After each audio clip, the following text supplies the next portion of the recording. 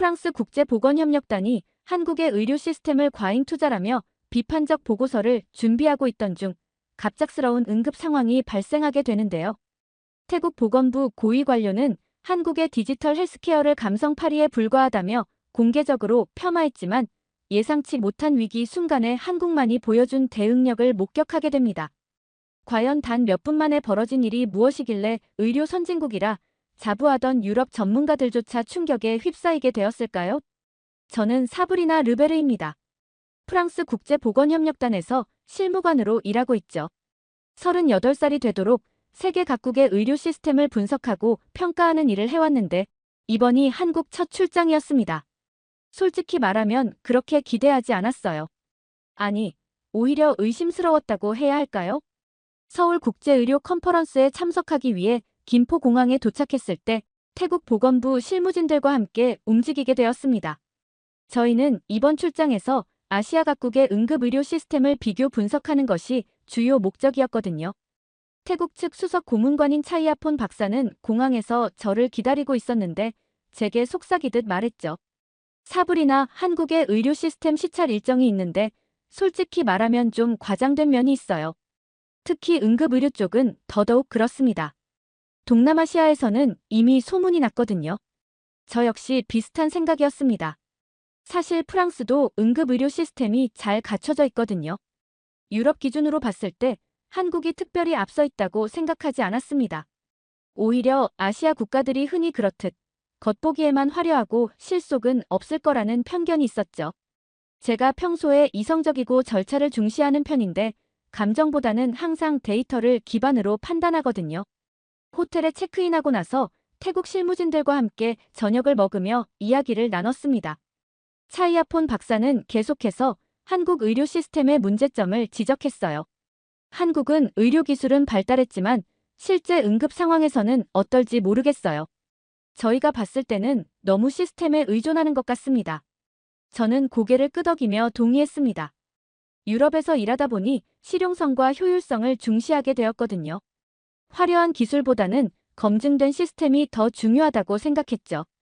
컨퍼런스 첫날, 한국보건복지부 관계자들이 K-응급의료 시스템에 대해 발표했습니다. 화면에는 각종 디지털 장비들과 스마트 병원 연결망, 실시간 응급 대응 네트워크가 소개되었죠. 그런데 제가 본 건 그저 과잉 투자된 기술 덩어리였습니다. 너무 복잡해 보였거든요.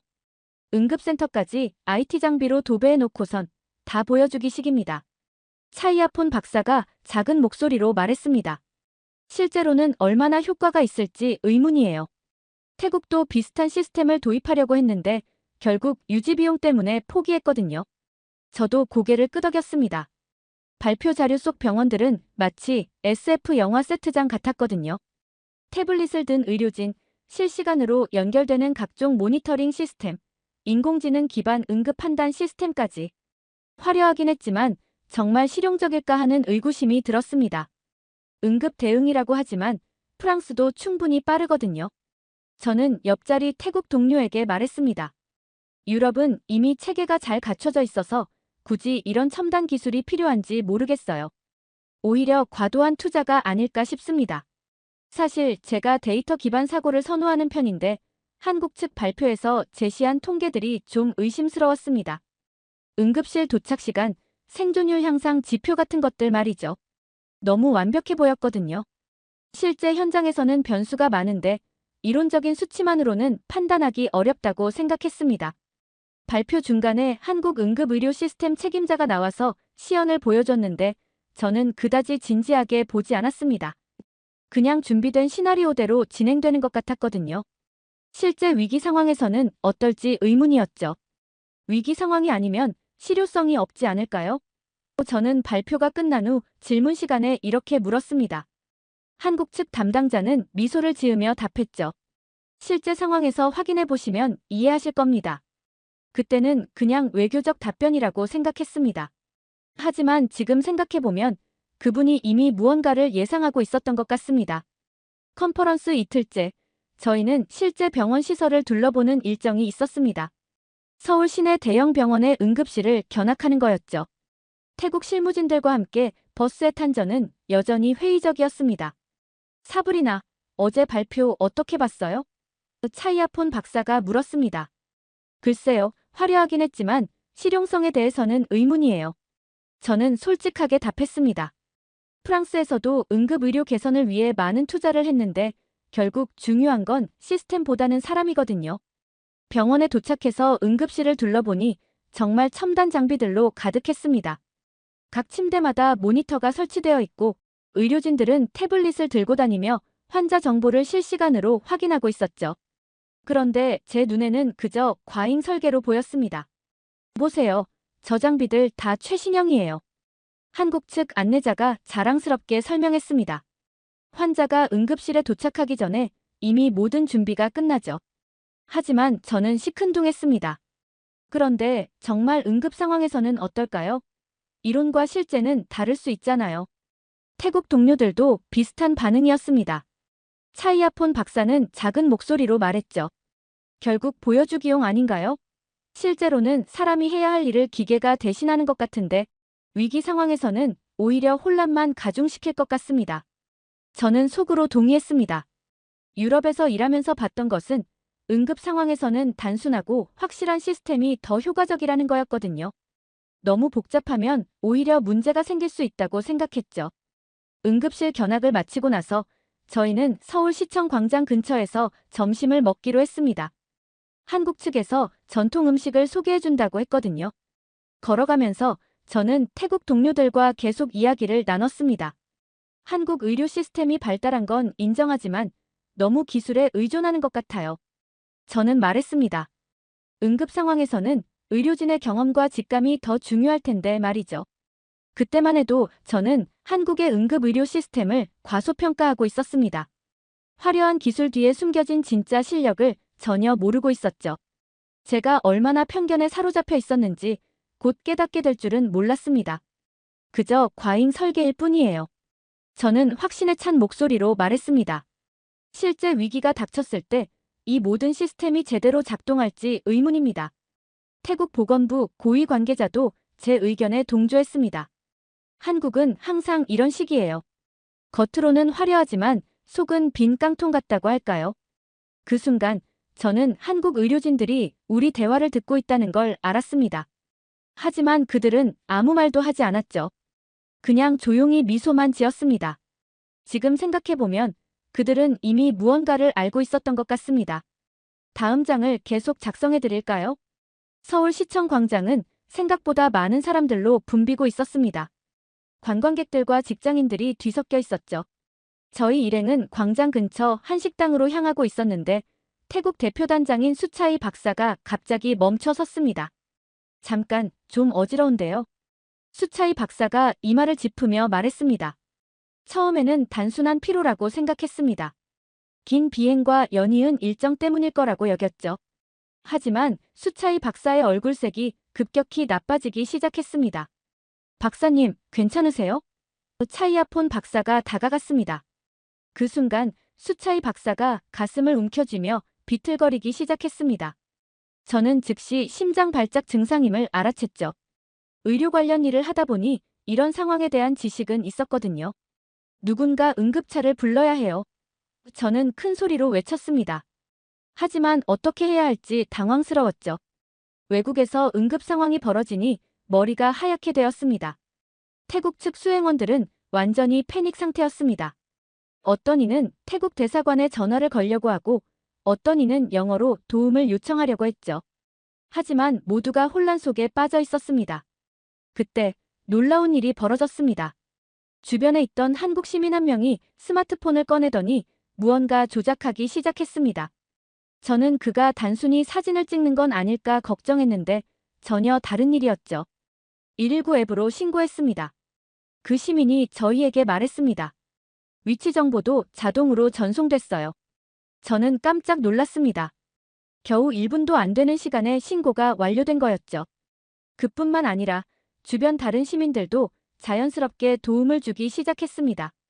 누군가는 수차이 박사를 안전한 곳으로 옮기려고 했고 누군가는 인공호흡 준비를 했습니다. 이게 정말 가능한 일인가요? 저는 혼잣말로 중얼거렸습니다. 태국 동료들은 여전히 어찌할 바를 모르고 있었는데 한국 시민들의 대응은 마치 훈련받은 것처럼 체계적이었습니다. 각자가 자신의 역할을 알고 있는 것 같았죠. 수차이 박사는 의식을 잃고 쓰러져 있었습니다.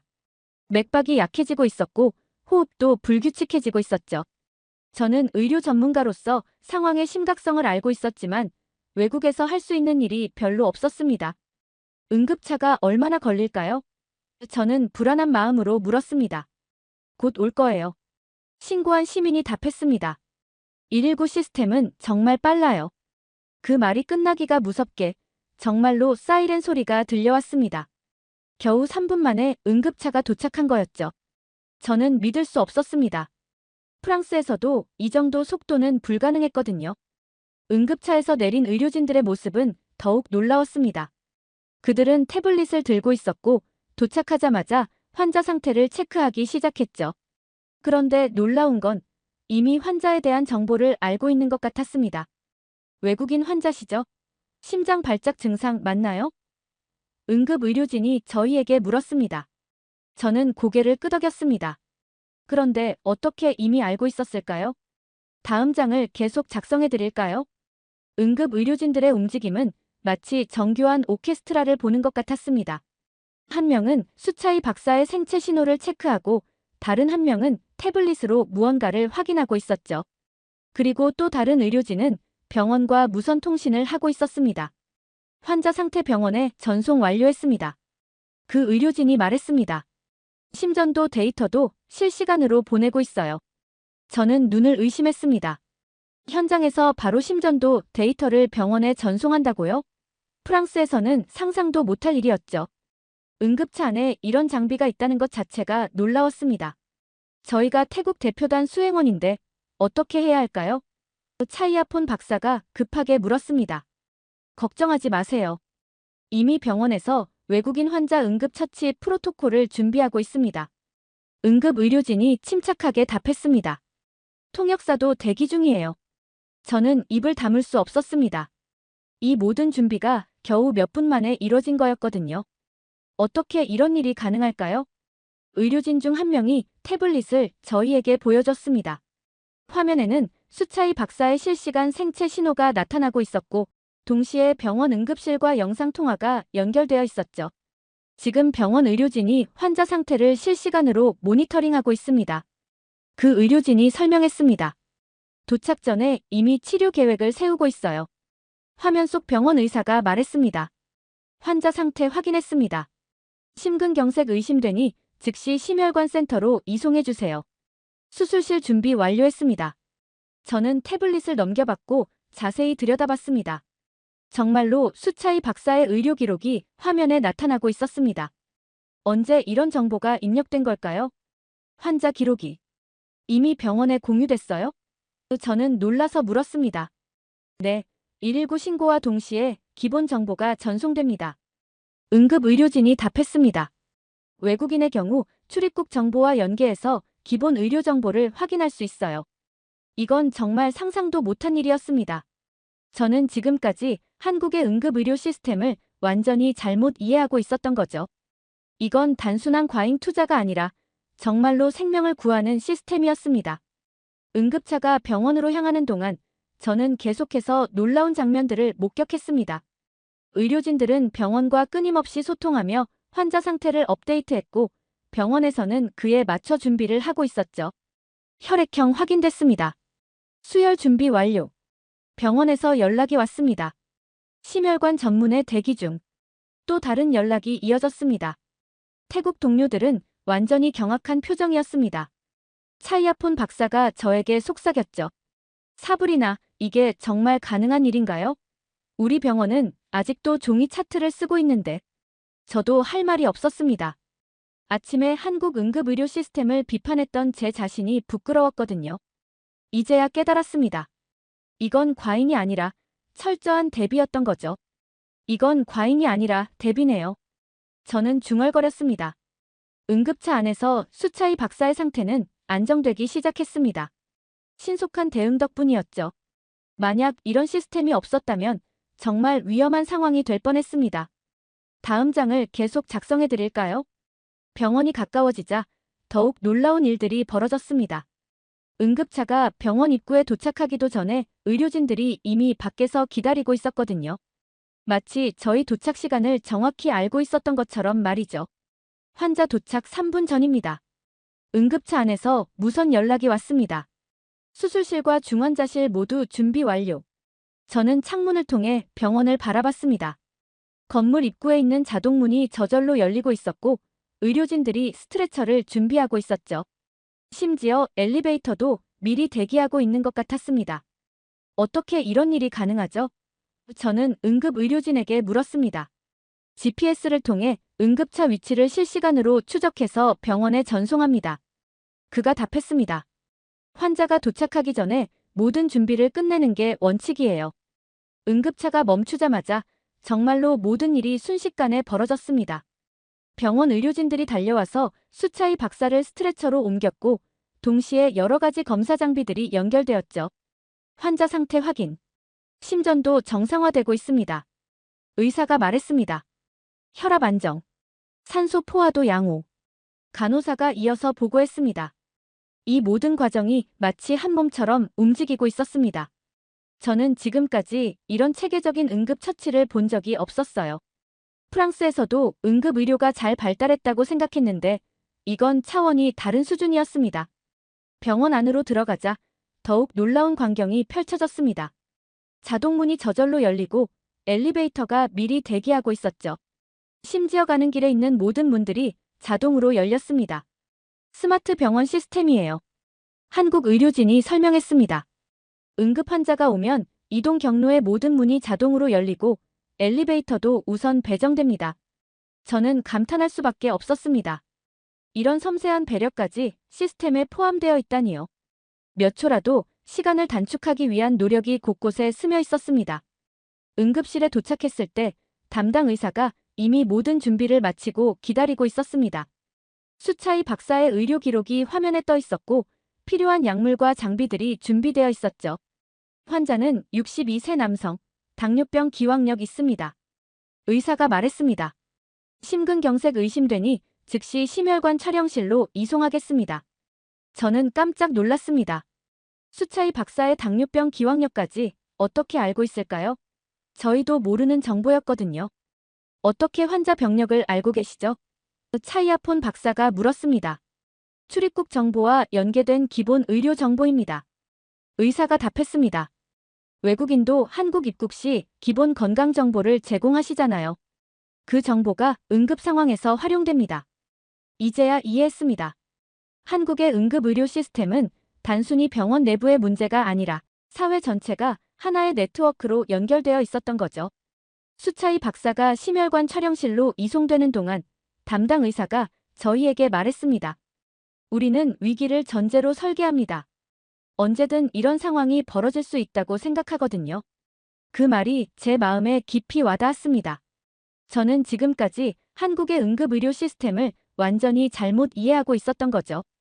이건 보여주기가 아니라 정말로 생명을 구하기 위한 시스템이었습니다. 다음 장을 계속 작성해 드릴까요? 심혈관 촬영실에서 나온 결과는 다행히 긍정적이었습니다. 수차의 박사의 심근경색은 초기 단계에서 발견되어 큰 위험은 없다고 했죠. 하지만 저는 여전히 충격에서 벗어나지 못하고 있었습니다. 환자 상태 안정되었습니다. 심혈관 전문의가 말했습니다. 신속한 대응 덕분에 심근 손상을 최소화할 수 있었어요.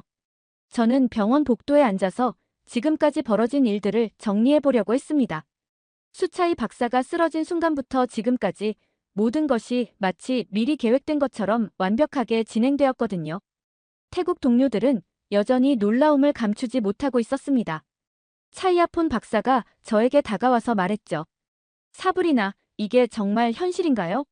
우리가 아침에 비판했던 그 시스템이 막상 위기 상황에서는 이렇게 완벽하게 작동한다니. 저도 할 말이 없었습니다.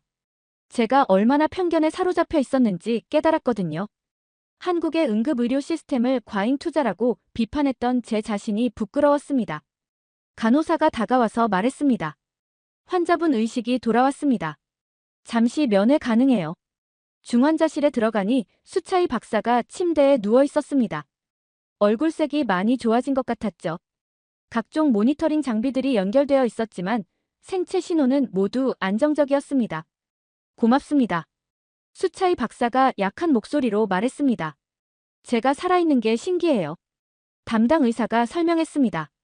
초기 대응이 정말 빨랐어요. 119 신고부터 병원 도착까지 10분도 안 걸렸거든요. 이 정도 속도면 세계 최고 수준입니다. 저는 고개를 끄덕였습니다. 이제야 한국 응급의료 시스템의 진짜 실력을 이해했거든요. 화려한 기술 뒤에 숨어 있는 것은 생명을 구하려는 간절함이었습니다. 그런데 어떻게 이런 시스템을 구축하셨어요? 저는 의사에게 물었습니다. 한국은 역사적으로 많은 위기를 겪었거든요. 의사가 답했습니다. 그래서 항상 최악의 상황을 대비하는 문화가 있어요. 응급의료도 마찬가지죠. 저는 그 말을 들으며 많은 생각이 들었습니다. 한국 사람들이 위기에 대비하는 방식은 정말 남달랐던 거죠. 단순히 기술만 발달시킨 게 아니라 사회 전체가 하나의 시스템으로 움직이고 있었습니다. 병실을 나오면서 저는 태국 동료들에게 말했습니다. 우리가 완전히 잘못 생각하고 있었어요. 이건 과잉 투자가 아니라 정말 필요한 시스템이었던 거죠. 차이아폰 박사도 고개를 끄덕였습니다.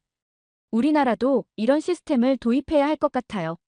오늘 일이 없었다면 수차이 박사는 정말 위험했을 거예요. 저는 병원 복도를 걸으며 한국의 응급의료 시스템에 대해 다시 생각해봤습니다. 처음에는 과잉 설계라고 생각했지만 실제로는 생명을 구하는 최고의 시스템이었던 거죠. 숨쉬는 시스템이네요. 저는 혼잣말로 중얼거렸습니다. 모든 것이 살아있는 것처럼 움직이고 있었거든요. 하나의 신고로 시작된 연쇄 반응이 결국 생명을 구했습니다. 이런 시스템을 만들어낸 한국이 정말 대단하다고 생각했죠. 다음 장을 계속 작성해 드릴까요? 병원에서 돌아온 후 저는 호텔방에서 혼자 있는 시간을 가졌습니다. 오늘 하루 동안 벌어진 일들이 너무나 충격적이었거든요. 제가 그동안 가지고 있던 편견들이 모두 무너져 내렸습니다. 책상 앞에 앉아서 프랑스 한국 응급의료 시스템 비교 보고서를 작성하기 시작했습니다. 원래는 한국 시스템의 문제점을 지적하는 내용으로 구성하려고 했었는데 이제는 완전히 다른 관점에서 써야 했죠. 키보드에 손을 올렸지만 무엇부터 써야 할지 막막했습니다. 오늘 경험한 일들을 어떻게 객관적으로 분석할 수 있을까요? 제 머릿속에는 여전히 응급차 안에서 봤던 실시간 의료 데이터 전송 장면이 생생했습니다. 프랑스 시스템과 비교했을 때 저는 문장을 시작했다가 멈췄습니다. 사실 비교 자체가 무의미했거든요. 한국의 응급의료 시스템은 완전히 다른 차원의 접근 방식을 보여주고 있었습니다. 프랑스도 유럽에서 응급의료가 잘 발달된 나라라고 자부했는데 오늘 본 것은 그 수준을 훨씬 뛰어넘는 것이었죠. 저는 잠시 손을 멈추고 창밖을 바라봤습니다. 서울의 밤 풍경이 화려하게 펼쳐져 있었는데 그 불빛들 하나하나가 모두 연결되어 있는 것처럼 느껴졌습니다. 마치 오늘 경험한 응급의료 시스템처럼 말이죠.